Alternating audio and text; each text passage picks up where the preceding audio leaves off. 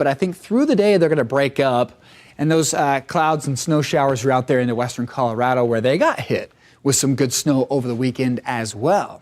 Your hourly forecast has a 38 by 7 a.m. right now. We've got mostly cloudy skies. 48 by the lunch hour will likely top right around 50 degrees. Let's take a tour of those temperatures. You'll be shocked at who's cooler and who's warmer in just a few. All right, Matt, thank you. Our top story this morning, Utah Governor Spencer Cox is calling for an emergency special session of the Utah legislature. It's the latest in the state's fight over redistricting and the maps that decide who represents Utah in Congress. The special session is scheduled for tomorrow, and there's more than one issue that they plan to tackle. News specialist Brian Carlson is live at the state capitol with more. Okay, Brian, walk us through what exactly is on the agenda.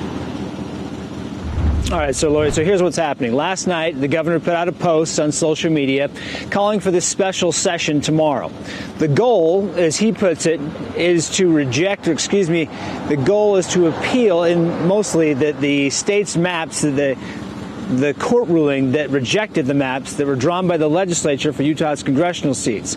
So that's the basic issue here, but there's several other things on the table. So here's what's on the agenda. First, state lawmakers setting up their appeal for the redistricting ruling, including a joint resolution carving out congressional authority, rules for appeals, and then giving Utah Supreme Court exclusive jurisdiction.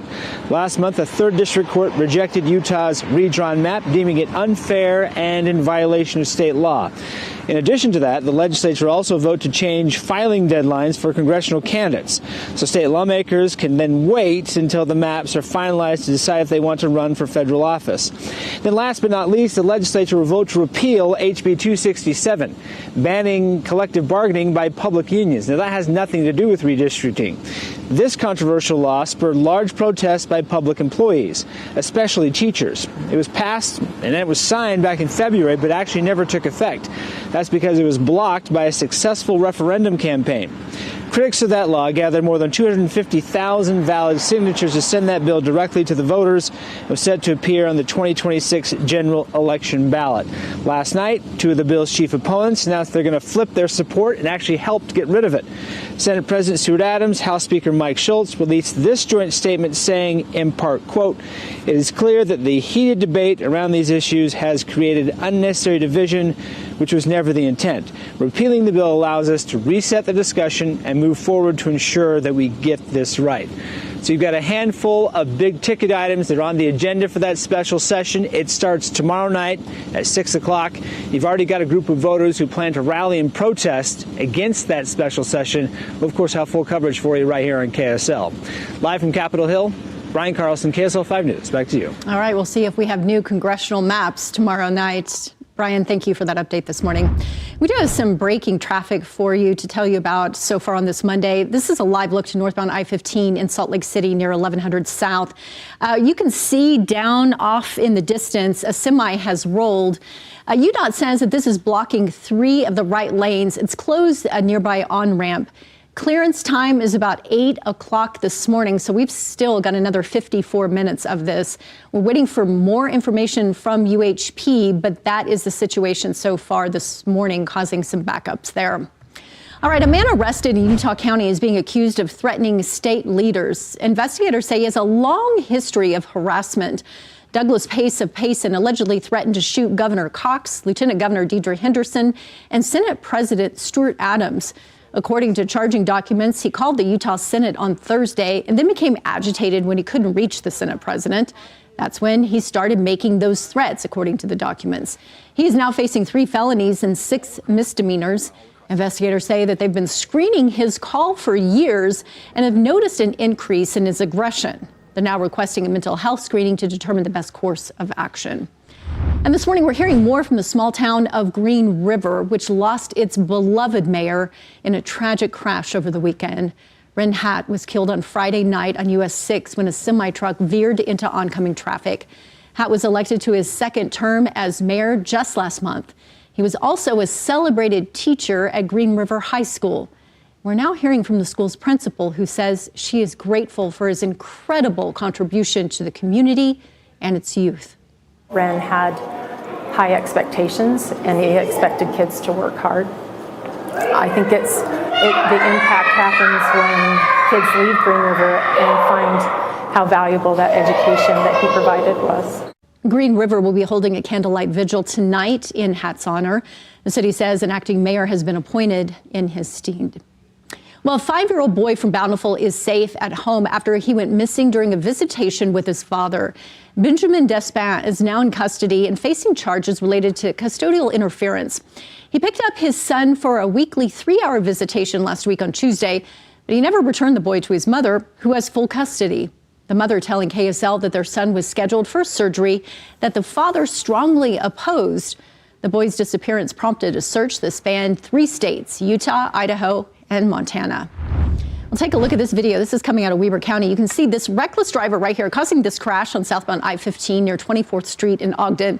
The video catching the moment that driver tries to shoot a gap, but instead smashes into a car. Then both drivers hit the median. There's no word this morning on any injuries. We've got calls out to the Utah Highway Patrol, and we'll let you know as soon as we get updates. But again, be careful if you're driving this morning. University of Utah Health, I should say, this year has amassed a record-breaking $531 million in research funding. The National Institutes of Health provided just over half of that. Other federal agencies like the CDC, EPA, and Department of Defense also contributing millions of dollars. In a statement, the U says these investments fuel research, advance knowledge, improve health in Utah and worldwide, and support the training of future scientific leaders. All right, taking a look at your weather. These are the temperatures we have right now. Panguitch has dropped to 13 degrees.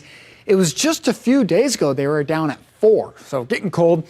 26 in Cedar City, 25 in Milford, just above the freezing mark in St. George, 25 in Price, and 28 in Moab. Now you look at the northern half of the state, it's mid-30s and low 40s because of cloud cover overhead. The Uinta Basin, a little bit colder because there's no clouds out there, 19 in Roosevelt. You got a high pressure system just off that west coast. Riding over the top of it, a deep tap of subtropical moisture. That tap of moisture impacted Utah over the weekend, but it has now shifted to the north for the next several days. You'll notice on Storm Zone, snow showers in the Tetons. That's it today. Tomorrow, we may get clipped by some storm energy, I'm calling it. So we'll see some clouds, maybe some showers in the southeast Idaho mountains. Yeah, we might see a little sprinkle, but that is it. Wednesday, back to partly cloudy conditions. Coming up in just a few, I got to look at your 7-day forecast. Lori? All right, Matt, thank you. It was a heartfelt donation to Primary Children's Hospital in memory of 2 Utah brothers. This year, there was a display at Festival of Trees that honored their super bond. Take a look. Jaden and Braxton Shank were born with an undiagnosed genetic syndrome, leaving them unable to speak, bringing them to Intermountain Primary Children's Hospital consistently through their life. Superheroes became a source of strength and comfort for the brothers. At a Fan X, they celebrated with a Captain America-themed wheelchair and a giant Hulk head. Both of those boys passed away at the age of 19. Their themed wheelchairs and custom trees were auctioned off together this year, leaving a really special memorial at the festival. The anonymous buyer has said that they want to donate those custom wheelchairs back to Primary Children's so that more kids can feel super. A Payson woman will spend the rest of winter in warmth thanks to a generous donation by FM 100.3 and Western Heating and Air. Tiffany Robbins' furnace broke over the winter, but now she doesn't have to worry anymore about paying to replace it. And she was surprised with a new one. I'm surprised that people knew. I mean, I knew 2 people that kind of understood what was going on. Or 3 people that knew what was going on, but I'm very grateful and very humble. You don't have to worry about that furnace anymore. Which is special education kindergarten in Payson and provides for 3 kids at home, 4 kids out of the home, and she does it all by herself. In her free time, she knits and quilts blankets to give away to people in need. Well, Christmas is just weeks away, and right now KSL is running its annual Quarters for Christmas campaign. 100% of donations that we receive go straight to making sure kids stay warm and comfortable during the winter months. It's used to buy coats, gloves, shoes, and more. And you can give back by scanning that QR code right there on your screen. Find out more on our website, ksltv.com. And we thank you for those donations. Well, soon you can see changes to when you can visit your favorite national park for free. According to the National Park Service website, Martin Luther King Jr. Day, as well as Juneteenth, no longer listed as free admission days. Instead, several other days were added, including September 17th, which is known as Constitution Day, and June 14th, which is Flag Day, and President Trump's birthday. The free admissions will only apply to U.S. citizens and residents. Salt Lake City has officially unveiled the first phase of Glendale Park. It's the city's first new regional park in more than 60 years. It's built on the old Raging Waters and Seven Peaks site, which fell into disrepair after it closed back in 2018. This new park has an all-abilities playground, a full basketball court, walking paths, a native wetland, and more. From an $85 million general obligation bond, about $27 million of that went towards the park's construction. Phase 2 of the project is set to begin next year. And ski season has arrived in Little Cottonwood Canyon. After what felt like an eternity for many pass holders, both Alta and Snowbird opened for the season on Sunday. They now join Deer Valley and Sundance, which also celebrated opening day over the weekend. Next resorts to open are Powder Mountain and Nordic Valley, which are set on Friday. Good news, we got all of that rain down in the valley. We got snow up in the mountains on Saturday. But the problem is, are we going to see any more precipitation in the week ahead? No, it's a problem. It is. It really is. We really aren't going to be seeing much, and that's because of high pressure that doesn't want to leave the region. We're going to take a look at a photo, though, of the silver lining, and that was last weekend we produced our biggest mountain snow yet this season. It's kind of sad, right? We're into early December, and we're considering this a big snow, which I guess it kind of was. 20 inches on Ben Lomond Peak, nice water with it as well. So it was wet waterlogged snow, but we expect a lot more. We usually do storms with 40 to 50 inch totals in the Cottonwoods. I've got Snowbird at 22 for a grand total, 21 at Alta, Brighton 17, 14 for Deer Valley. And we can't put our noses up to it either. This is a good storm. It's a nice drink of water, but man, we need those heavy hitters like we do most winters. I got 11 inches for Beaver Mountain, Sundance 10, 9 for Powder Mountain. You get far enough south, it was goose eggs. Nordic Valley is in Ogden Valley, but they're just too low of elevation. That was a warm storm. Okay, that plume of moisture is still out there. It's just to our north, and it's going to stay up there over the next several days. In fact, for the next 7 to 10 days, as the storm pattern does not favor the state of Utah. You'll notice that plume of moisture here, Seattle to Boise, up into Coeur d'Alene. That's where the action is. Here in Utah, just some clouds tomorrow as that starts to shift a little further south, but there's nothing promising going on. Look at high pressure. Watch the core of this thing continuing to move in. That keeps the storm track well to the north of Utah through Friday. Yeah, the next 5 to 7, maybe even 10 days, it's going to be quiet weather. So for today, mostly clear skies, 51 in Green River, the same in Fillmore. Down to the south, 10 degrees warmer for St. George at 61. Hanksville, Beaver, even Moab, low 50s. Across that northern region, we'll see some clouds up there in southern Idaho and western Wyoming, but all in all, calling for dry weather on repeat the next 7 to 10 days. St. George, you've got 61 to 62, and then it's mid and upper 60s as we head through the latter end of your week. I mean, that's hiking weather. I would go to Zion National Park if I were you. That's pushing 70, folks. 10 degrees above the normal or more at the 7-day forecast. We'll pick up some haze, high pressure, and it's just carbon copy day after day. Red numbers, 10 above the normal. Wow. All right, Matt. Well, Netflix is reassuring its customers that nothing is changing, at least for now, after it announced that it's buying Warner Brothers and HBO Max. Netflix sending a letter to its subscribers in an email saying, quote, "Nothing is changing today. Netflix and Warner Brothers will continue to operate separately until that deal closes." It was reiterated in a frequently asked questions section where Netflix said nothing is changing with subscribers' current plans. Now, the president says the new Netflix-Warner Brothers deal could be a, quote, problem and that he'll be involved in its approval. Netflix said on Friday it would purchase Warner Brothers Discovery Film Studio, HBO, and streaming service for $72 billion. Now, the president expressed some skepticism about the deal, saying he would consult economists before the deal gets his stamp of approval. That deal would not require approval by the FCC, but it might need approval by the Justice Department's Antitrust Division. All right, think the traffic here in Utah is bad? You may want to rethink that. An analytics company says Chicago is the worst city for driving. Transportation analytics company INRIX put New York City as number 2. It found across the country, the average driver lost about 49 hours of their life to traffic, which is about 6 hours more than the year before. In Chicago, the average was 112 hours lost to traffic.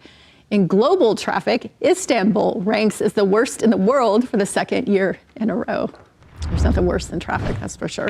All right, 'tis the season, and for some people, that means lots of shopping on Amazon. Amazon now giving you a way to thank your delivery drivers with no cost to you. Amazon's annual Thank My Driver program is back for another year. If you get a package from Amazon, you can give a $5 tip to your driver, and the company will pick up the tab. To give your driver that bonus, you can go to Amazon's website and search Thank My Driver. All right, turning now to college football. BYU's lost to Texas Tech over the weekend, leaving them out of the college football playoffs. But you could say the consolation prize, pretty sweet, with BYU accepting its first invitation to play in the Pop-Tarts Bowl. They're set to face Georgia Tech in Orlando. Georgia Tech started the season 8-0 before losing 3 of its last 4 games. Ahead of the game, KSL asked BYU head coach Kalani Sitake everyone's burning question: what's your favorite Pop-Tart flavor? Strawberry is always the one to go to because I think that's the one everybody tried first. I'm not against brown sugar and cinnamon. Cherry's good too. The cookies and cream's a good one too. So I don't know. I love them all. But if someone's being judgmental around me, then I'm probably going to go with the one that's not frosted, just to shut them up a little bit. I love how seriously you took that question. BYU and Georgia Tech will face off at the Pop-Tart Bowl Saturday, December 27th. And the Utes will take on Nebraska Cornhuskers in the Las Vegas Bowl on New Year's Eve. It's the sixth time in program history the Utes have played in the Vegas Bowl. It's the 4th trip for head coach Kyle Whittingham. Utah headed to the bowl game relatively healthy, with the majority of its starters ready to play. A win at the Las Vegas Bowl would snap a 5-game losing streak for the Utes and give Utah its first 11-win season since 2019. And Utah State football facing Washington State in the famous Idaho Potato Bowl on December 22nd. The two teams are future conference opponents, as Utah State will officially join the Pac-12 conference in July. This is the Aggies' 4th bowl game in the last 5 years, and USU's first time to a bowl game with first-year coach Bronco Mendenhall. Both Utah State and Washington State have a 6-6 record this season. A sport that captures all of the ups and downs of Olympic competition, literally, Skimo is making its debut at the 2026 Games in Italy. It's called ski mountaineering. It's a combination of uphill climbing on skis with fast, technical downhill skiing. It tests an athlete's skill and endurance. The International Ski Mountaineering Federation World Cup held at Solitude had over 100 international competitors who were vying for a shot at these Olympic Games. Exciting. These are the 2 events that are being held in the Olympics. We just kind of went for it together and had fun, and yeah, in the end it worked out, and it's great. It's really hard, but really rewarding. The sprint and mixed relay events making their Olympic debut in Italy. The weekend competition also kicking off the World Cup season in Skimo. How exciting. All right. Taking a look at KSL live camera, clouds overhead. No rain or snow in these guys. It's just keeping us actually on the mild side this morning. And those clouds are just shifting off to the east. So I think later today, it's sunshine. In fact, I got partly cloudy conditions, 50 degrees for a high. The normal for the day is 40. Yeah, 40. We are 10 above that. 12 above that tomorrow with mostly cloudy skies. That's because the storm track is going to drop a little further south, but not enough to give us any rain. You move into Wednesday, 56 degrees. We're going to be running 16 above the normal. This is incredibly mild and quiet for this time of year, Lori. The holiday buzz in full swing across Utah. In Salt Lake, Rise Up School of Dance is prepping its own young dancers for a Nutcracker performance with a twist. Our Nutcracker is called Clara's Storybook Nutcracker, and especially in Act 2, rather than receiving a Nutcracker doll for Christmas, Clara receives a magical storybook. The original Nutcracker performance heads to the stage in 2 weeks, but the company says it's about more than just dancing. They say it's teaching kids resilience and expression. In Lehigh, the community gathered to bring the nativity story to life. This event aimed to celebrate Christmas, but also to raise funds for humanitarian aid and special needs individuals. And just like in the Bible, the event was set in a humble barn, complete with sheep, donkeys, and a baby in a manger. All week, volunteers with Rome gave their time for something bigger. Our goal is to build 10 homes in 2026 in our partner countries, and as well as work with local organizations and their fundraising. There's just something extra tender about celebrating Christ's birth and celebrating our children who have these unique differences.